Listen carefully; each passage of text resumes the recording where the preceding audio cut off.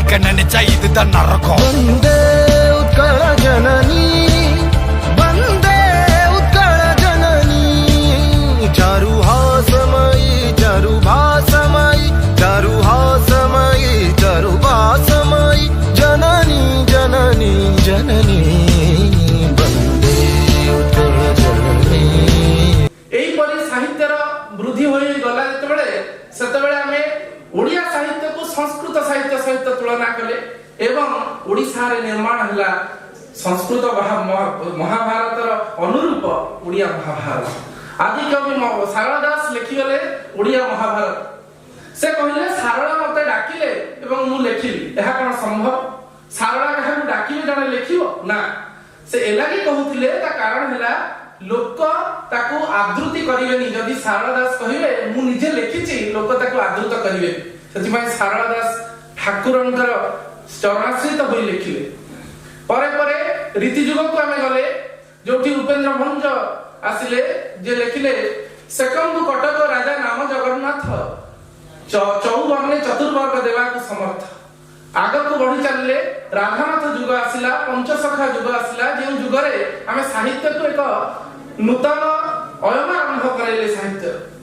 ता परे जेतेबेले साहित्य हम समस्तंकु आग को नेला सेतेबेले क्रांतिचंद्र भट्टाचार्य जड़े बंगाली से कहले ओडिया एक स्वतंत्र भाषा नय।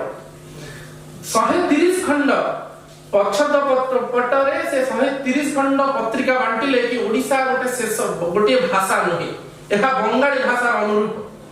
सेतिकी बेले ओडिया जाति, ओडिया चेतना एवं ओडिया प्रभुत्वता रे एक स्पर्धा सृष्टि हला।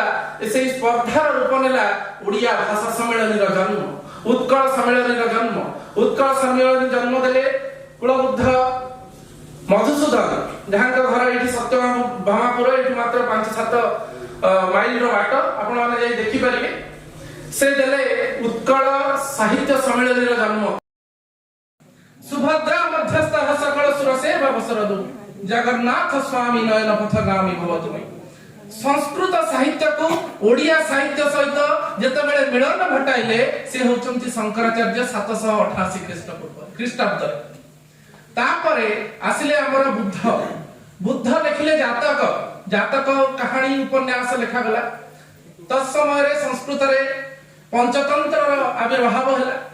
एही परि साहित्यर वृद्धि होई गला जेतेबेले सेतेबेले आमे ओडिया साहित्य को संस्कृत साहित्य सहित तुलना कले एवं ओडिसा रे निर्माण हला संस्कृत महाभारत अनुरूप ओडिया महाभारत। आदि कवि सारला दास लिखिगले ओडिया महाभारत। से कहले सारला मते डाकिले एवं मु लेखिली, एहा कोन संभव? सारला कहा डाकिबे जने लेखिबो ना। से एलागी कहउतिले ता कारण हला लोक ताकू आदृति करिवेनी। जदि सारला दास कहिबे मु निजे लेखिची, लोक ताकू आदृत करिवे। सेति पय सारला दास ठाकुरंकर चरणाश्रित होई लेखिले। परे परे रीति जुग को आमे गले जोठी उपेंद्र भंज आसिले।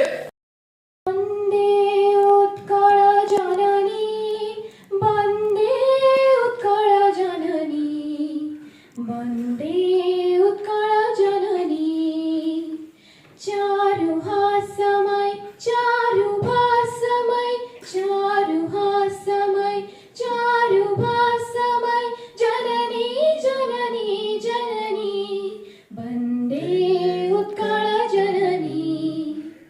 भूतपयोधि विधौत शरीर, ताडतमाण सुशोभित तीर, शुभ्रतटी निकुण शिखर समीर, जननी जननी जननी वंदे उत्कल जननी, वंदे उत्कल जननी, वंदे उत्कल जननी, वंदे उत्कल जननी। घन घन वन भूमि राजित अंगे, नीलभूधर माला साजित रंगे, कण कण मुखरित चार विहंगे, जननी जननी जननी वंदे उत्कल जननी, वंदे उत्कल जननी, वंदे उत्कल जननी, वंदे